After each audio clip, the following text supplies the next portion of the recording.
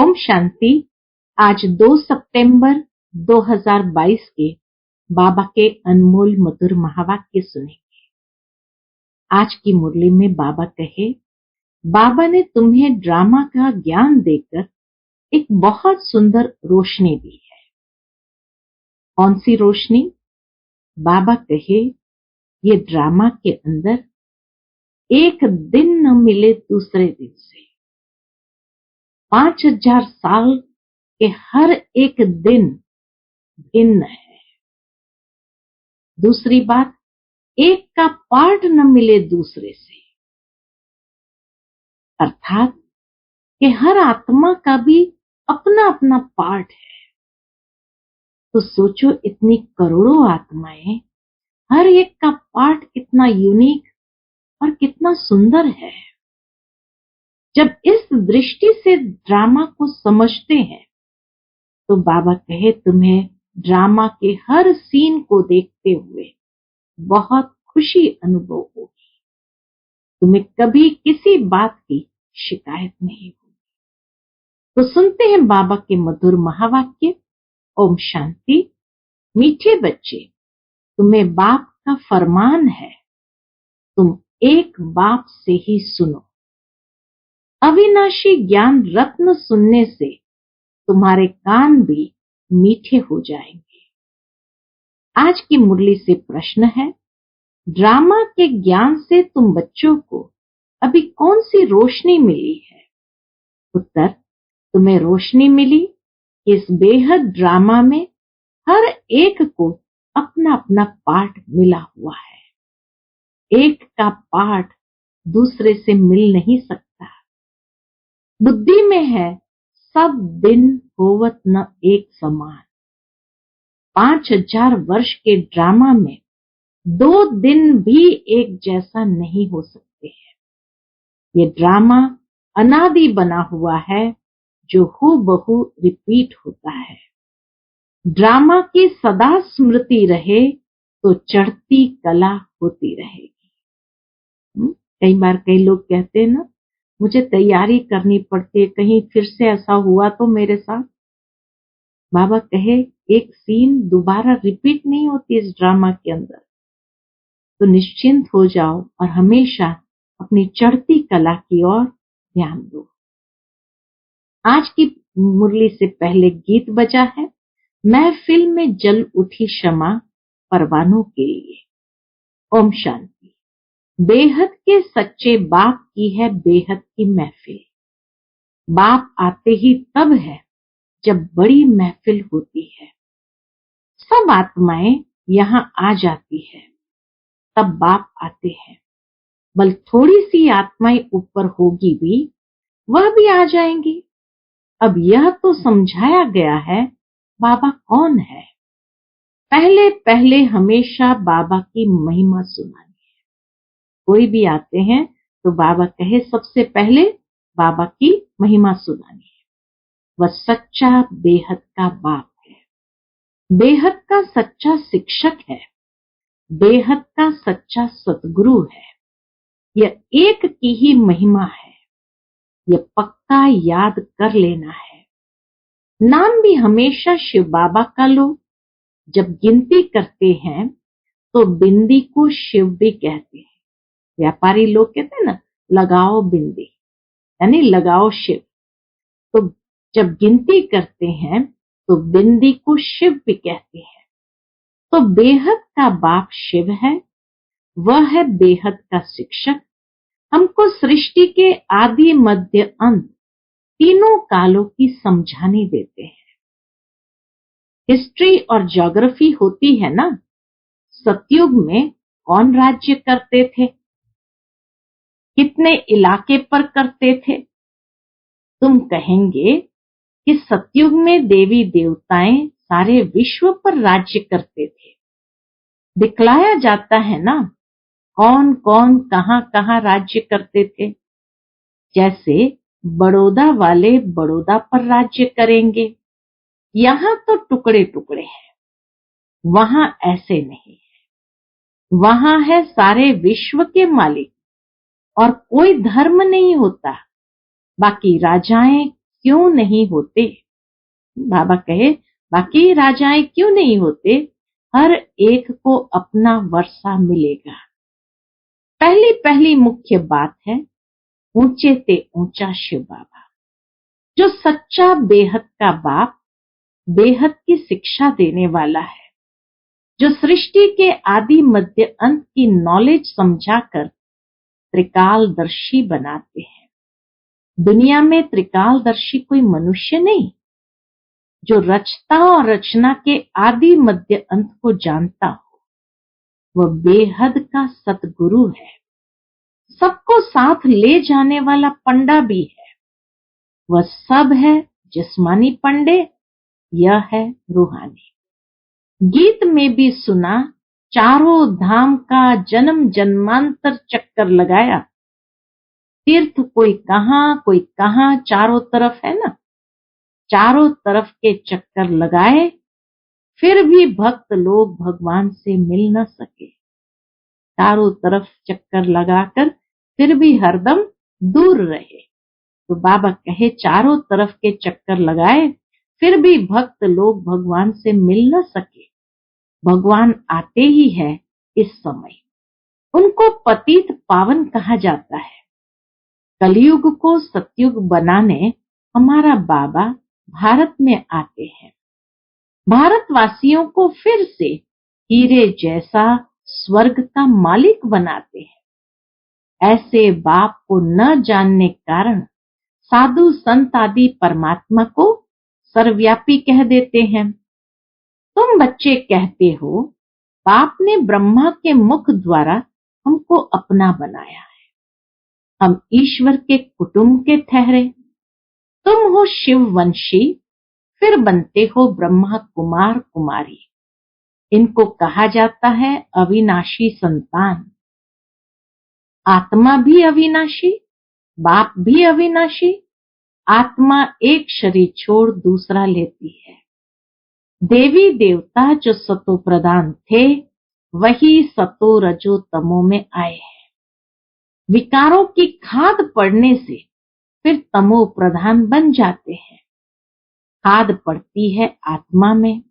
ऐसे नहीं कि आत्मा निर्लेप है। आत्मा ही पुण्य आत्मा और पाप आत्मा बनती है। बोलो, हम जो आपको सुनाते हैं वही सुनो, हमको और किसका सुनना नहीं है। बाप का फरमान है, तुम किसी का नहीं सुनो। तुम जो बोलोगे, बाबा कहे, तुम जो बोलोगे शास्त्रों की ही बात बोलते हैं।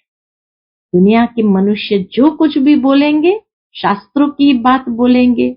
वह तो जन्म जन्मांतर हम सुनते ही आए, धक्के खाते ही आए हैं। बेहद का बाप तो एक ही है।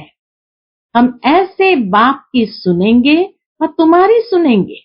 कहो उनको, हम ऐसे बाप की सुनेंगे और तुम्हारी सुनेंगे। हम आपको सुनाने वाले हैं, न कि सुनने वाले। समझाना है। क्या समझाएंगे? प्रजापिता ब्रह्मा के इतने ब्रह्मा कुमार कुमारियां हैं, तो जरूर भाई बहन ठहरे। दादे का वर्षा मिलता है ब्रह्मा द्वारा। दादे का वर्षा बाप बिगर कैसे मिलेगा? बहुत कहते हैं हम तो सीधा दादे से ही लेंगे, परंतु मिलेगा कैसे? ब्रह्मा कुमार कुमारी जब तक न बने तब तक दादे से वर्षा कैसे मिलेगा? पौत्रे और पौत्रियां दोनों को हक मिलना है। बाप बिगर फिर दादा कहां से आएगा? पहले पहले है बाप का परिचय। वह गीता का भगवान बेहद का सच्चा बाप है, बेहद की शिक्षा देने वाला। बाप बूढ़ी माताओं के लिए बहुत सहज करके समझाते हैं। यह है संगम, जबकि बाप बैठ पतितों को पावन बनाते हैं। इनको कुंभी पाक नर्क कहा जाता है। ये सारी दुनिया विषय वैतरणी नदी है, बाकी कोई पानी की नदी नहीं है। इनको विषय सागर भी कहते हैं। परम पिता परमात्मा है ज्ञान का सागर और रावण है विषय सागर। उनसे विकारों की नदियां बहती है। रावण से विकारों की नदियां बहती है। इस समय जो आसुरी संप्रदाय है वह विषय सागर में गोता खा रहे हैं। दुख ही दुख है। इन बातों को भी कोटों में कोई ही समझेंगे। कई तो बहुत अच्छे बनकर भी फिर आश्चर्यवत भागंती हो जाते हैं। कहते भी है हम स्वर्ग के मालिक बन रहे हैं, फिर भागंती हो जाते हैं। युद्ध के मैदान में कोई सबकी जीत नहीं होती है। दोनों तरफ से कोई मरेंगे, कोई जीतेंगे। हाँ, पहलवान होंगे तो जास्ती को मारेंगे। कमजोर जो होते हैं वह जास्ती मरते हैं। यहाँ भी जो कमजोर है, ज्ञान में भी जो कमजोर है वह झट मर पड़ते हैं। यहाँ तुम्हारी है रावण से लड़ाई। काम से हराया तो बहुत बड़ी चोट लग पड़ती है। बॉक्सिंग होती है ना, कोई तो बेहोश हो जाते हैं, फिर आवाज करते हैं, कोई फिर खड़े हो जाते हैं। यहाँ भी काम की चोट खाई तो बड़ा जोर से धक्का आ जाता है। काला मुंह हो गया। क्रोध पर इतना नहीं कहेंगे जितना काम पर। यह है बहुत बड़ा दुश्मन, बहुत दुख देने वाला है। काम कटारी से ही बहुत दुखी हुए हैं। काम विकार से ही पतित बनते हैं। नानक ने भी कहा है, मूत पलिती कपड़ धोए। बाप ही आकर कपड़े धोते हैं। अभी तुम्हारा भी ये पुराना शरीर है। हर एक को अपना अपना पार्ट मिला हुआ है। एक न मिले दूसरे से। ड्रामा है ना, कहते हैं ना, सब दिन होत न एक समान। 5000 वर्ष का ड्रामा है। इसमें कितने दिन होंगे? 2 दिन भी एक जैसे नहीं हो सकते। यह फिर 5000 वर्ष बाद हूबहू रिपीट होता है। यह अनादि ड्रामा है। सेकंड बाय सेकंड पार्ट बचता जाता है, फिर रिपीट होता है। कहाँ सतयुग, कहाँ कलयुग, वहां क्या होता है, यहाँ क्या होता है, यह तुम बच्चों को अब रोशनी मिली है। अभी तुम्हारी चढ़ती कला शुरू होती है।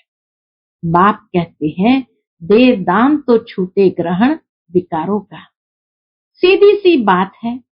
बाप तुम्हारे विकारों का दान लेते हैं, फिर उनके बदले में देखो तुम क्या देते हो। तुम कौड़ियां देते हो, बाप तुम्हें ज्ञान रत्न देते हैं। बाप को कहा भी जाता है रत्नागर, सौदागर। बाप का भी पार्ट है इस बेहद के ड्रामा में। बाप का भी पार्ट है। आत्मा कितनी छोटी है, उसमें कितनी ताकत है, कितना ज्ञान है। यह ज्ञान देने की भी ड्रामा में नूंद है। अविनाशी। बाबा कहे, ये ज्ञान देने की भी ड्रामा में नूंद है। अविनाशी। फिर कल्प बाद यही ज्ञान देंगे। ये ड्रामा कब विनाश होने वाला नहीं है। वंडर है ना, आत्मा में 84 जन्मों का पार्ट है। इतनी छोटी बिंदी में कितना पार्ट भरा हुआ है। ये बड़ी गुह्य बातें हैं। तो पहले पहले बाप का परिचय देना है। वह रूप भी है, बसंत भी है। निराकार आत्मा जरूर मुख से ज्ञान सुनाएगी, कानों से आत्मा सुनेगी। परमात्मा निराकार बाप मुख से ज्ञान सुनाएगी, कानों से आत्मा सुनेगी। नहीं तो ज्ञान सागर कैसे ज्ञान सुनाए। जरूर ब्रह्मा मुख से सुनाना पड़े। विष्णु व शंकर तो ज्ञान दे न सके। ज्ञान का सागर कहा ही जाता है एक निराकार को। उनसे तुम ज्ञान गंगाएं बनती हो। सागर तो एक है ना। बाप ही ड्रामा के आदि मध्य अंत की नॉलेज देते हैं। सतयुग में सूर्यवंशी राजाएं थे। 8 बादशाही चली, फिर वही सूर्यवंशी चंद्रवंशी बनते हैं। यह ज्ञान तुम ब्राह्मणों में ही है। तुम हो मुखवंशावली ब्राह्मण। बाप सबका एक है, वह ब्राह्मण है कुखवंशावली। तुम हो मुखवंशावली। वह जिस्मानी यात्रा कर फिर घर लौट जाते हैं। हमारी एक ही यात्रा है। पूरा ये ब्राह्मण जन्म हमारी एक यात्रा है। एक ही बार ये अमर लोक की यात्रा करते हैं, फिर लौटकर इस मृत्यु लोक में आना नहीं है। अमर लोक स्वर्ग को कहा जाता है। वहां कोई यात्रा होती नहीं, वहां भक्ति ही नहीं। यह है ब्रह्मा की रात जिसमें भक्ति के धक्के हैं। यह है ब्रह्मा की रात जिसमें भक्ति के धक्के हैं। चारों तरफ फेरे लगाए परंतु हरदम दूर रहे। स्वर्ग का मालिक बनाने वाला बाप नहीं मिला। तुम पुकारते हो, हे पतित पावन आओ, आकर पावन बनाओ। फिर तुम गंगा स्नान करने क्यों जाते हो? जब एक तरफ बाबा को पुकारा तो फिर बाबा कहे गंगा स्नान करने क्यों जाते हो? वह तुम्हें पावन कैसे बनाएंगी? अगर गंगा से पावन हो सकते तो पतित पावन को क्यों बुलाते हो? वो तो अनादिकाल से चली आ रही है और हर रोज स्नान कर लो तो पावन ही पावन ठहरेंगे। तो बाबा कहे अगर गंगा से पावन हो सकते तो पतित पावन को क्यों बुलाते हो? कितने लाखों आदमी जाते हैं गंगा स्नान करने।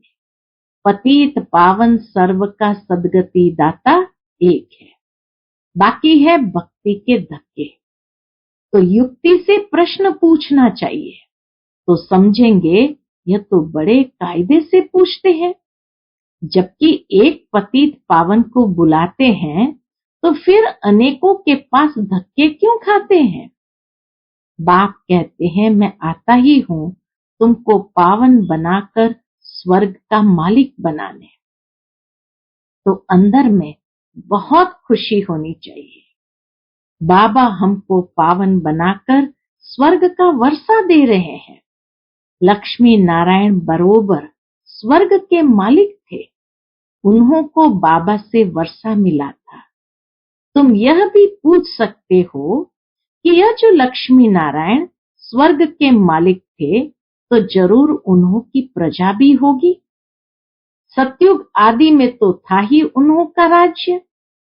अभी तो संगम पर बैठे हो, यहाँ तो प्रजा का प्रजा पर राज्य है। विनाश भी सामने खड़ा है। कल्प कल्प के संगम युगे बाप आते हैं। बाप ही आकर सहज राजयोग सिखलाते हैं। तुम जीवन मुक्ति पाते हो, बाकी सब मुक्ति में जाएंगे। संडे की मुरली में बाबा ने कहा बाबा हर एक आत्मा को वर्षा जरूर देता है, किसी को मुक्ति का, किसी को जीवन मुक्ति का। भारत सुखधाम था ना, अब तो दुखधाम है। देवी देवता धर्म तो है नहीं, फिर स्थापना होनी है। तुम बच्चे राजयोग की शिक्षा ले राज्य भाग्य ले रहे हो, कांटे से फूल बन रहे हो। यहाँ तो सब कांटे हैं। एक दो को कांटा लगाते अर्थात काम कटारी चलाते रहते हैं। अब बाबा फूल बनाते हैं तो कांटा लगाना छोड़ देना है, हिम्मत रखनी है। हिम्मत वाले भी खड़े हो जाते हैं। बाबा देखते हैं इनकी हिम्मत अच्छी है, कभी गिरेंगे नहीं, तो ऐसे हिम्मत वाले को शरण भी दे देते हैं। बाबा जब देखते हैं किसी बच्चे के अंदर हिम्मत बहुत अच्छी है, कभी गिरेंगे नहीं, तो ऐसे हिम्मत वाले को शरण भी दे देते हैं। परंतु ऐसे नहीं कि फिर पति व बच्चे आदि आकर याद पड़े। शुरू में भट्ठी थी, भट्ठी में भी सब ईंटें तो पकती नहीं है। यहाँ भी ऐसे ही नंबरवार पुरुषार्थ अनुसार पक कर तैयार होते हैं। बाप कहते हैं ये ज्ञान यज्ञ में अनेक प्रकार के विघ्न पड़ते ही रहेंगे। कल्प पहले मुआफिक कोई कोई नाफरमान वरदार बच्चे भी है जो बाबा का कहना कभी मानेंगे नहीं, रूठ पड़ेंगे, गोया अपनी तकदीर से रूठते हैं। बाबा कहे कई बच्चे बाबा से रूठकर हाथ छोड़कर चले जाते, गोया अपनी तकदीर से रूठते हैं, फिर ऊंच तकदीर बनती ही नहीं है। देह अभिमान के कारण अपनी मत पर चलने लग पड़ते हैं। कदम कदम श्रीमत पर चलना चाहिए। श्रीमत देते हैं ब्रह्मा द्वारा, ऐसे थोड़ी कि प्रेरणा द्वारा किसको मत देंगे। अगर ऐसा होता तो फिर इनमें आकर इतने बच्चे पैदा करने की दरकार ही क्या है। अच्छे अच्छे पुराने बच्चे समझते हैं हम तो शिव बाबा से सीधा ही लेंगे। देह अभिमान बहुत है। बाबा कहे ये भी एक प्रकार का देह अभिमान है, तो ये पक्का याद कर लो, हमारा सच्चा बेहद का बाबा बेहद का वर्षा देने वाला है। बेहद का वर्षा माना नर से नारायण बनाने वाला। वहां हेल्थ वेल्थ दोनों है तो खुशी रहती है। यहाँ किसको हेल्थ है तो वेल्थ नहीं है, किसको वेल्थ है तो हेल्थ नहीं है। बच्चा पैदा न हो तो दूसरे का लेना पड़े। वहां ये सब बातें होती नहीं। वहां किसी बच्चे को अडॉप्ट भी करने की आवश्यकता नहीं। वहां तो एक बच्चा जरूर होगा। यह है ही दुख धाम। रावण से दुख का श्राप मिलता है, बाप आकर वर्षा देते हैं। यहाँ तुम बच्चों का मुख रोज मीठा किया जाता है। शुरू शुरू में हर रोज क्लास के बाद टोली मिलती थी। अभी तो बहुत विस्तार हो गया तो बंद हो गया। तो बाबा कहे यहाँ तुम बच्चों का मुख रोज मीठा किया जाता है। सेंटर्स पर तो गुरुवार के दिन मुख मीठा कराते होंगे। यहाँ तो कान भी मीठे किए जाते हैं, मुख भी मीठा किया जाता है। आत्मा कानों से अविनाशी ज्ञान सुनती है, नैनों से देखती है, मुख से खाती है तो उनका स्वाद आता है। आत्म अभिमानी बनना पड़ता है ना। अच्छा, मीठे मीठे सिकिलते बच्चों प्रति माता पिता बाप दादा का याद प्यार और गुड मॉर्निंग। रूहानी बाप की रूहानी बच्चों को नमस्ते। हम सब रूहानी बच्चों की रूहानी माता पिता बाप दादा को याद प्यार गुड मॉर्निंग और नमस्ते नमस्ते। शुक्रिया बाबा, शुक्रिया। आज की मुरली से धारणा के लिए मुख्य सार है। पहली पॉइंट, फूल बनकर सबको सुख देना है, किसी को कांटा नहीं लगाना है, कभी भी बाप की अवज्ञा नहीं करना है, रूठना नहीं है। दूसरी पॉइंट, कदम कदम बाप की श्रीमत पर चलना है, अपनी मत नहीं चलानी है। देह अभिमान में आकर नाफरमान वरदार नहीं बनना है। आज का बाबा का मधुर वरदान हम बच्चों के प्रति है, रूहानी सोशल वर्कर बन, हलचल के समय परिस्थितियों को पार करने की हिम्मत देने वाले सच्चे सेवाधारी भव। रूहानी सोशल वर्कर बन, हलचल के समय परिस्थितियों को पार करने की हिम्मत देने वाले सच्चे सेवाधारी भव। अभी समय प्रति समय विश्व में हलचल बढ़नी ही है। अशांति व हिंसा के समाचार सुनते हुए आप रूहानी सोशल सेवाधारी बच्चों को विशेष अलर्ट बनकर अपने पावरफुल वाइब्रेशन द्वारा सब में शांति की, सहन शक्ति की हिम्मत भरनी है। बाबा कहे अशांति व हिंसा के समाचार सुनते हुए आप रूहानी सोशल सेवाधारी बच्चों को विशेष अलर्ट बनकर अपने पावरफुल वाइब्रेशन द्वारा सब में शांति की, सहन शक्ति की हिम्मत भरनी है। लाइट हाउस बन सर्व को शांति की लाइट देनी है। यह फर्ज अदाए अब तीव्र गति से पालन करो, जिससे आत्माओं को रूहानी राहत मिले। जलते हुए दुख की अग्नि में शीतल जल भरने का अनुभव करें। आज का स्लोगन है, सर्व का मान प्राप्त करना है तो निर्माण चित्त बनो। सर्व का मान प्राप्त करना है तो निर्माण चित्त बनो। अच्छा, ओम शांति।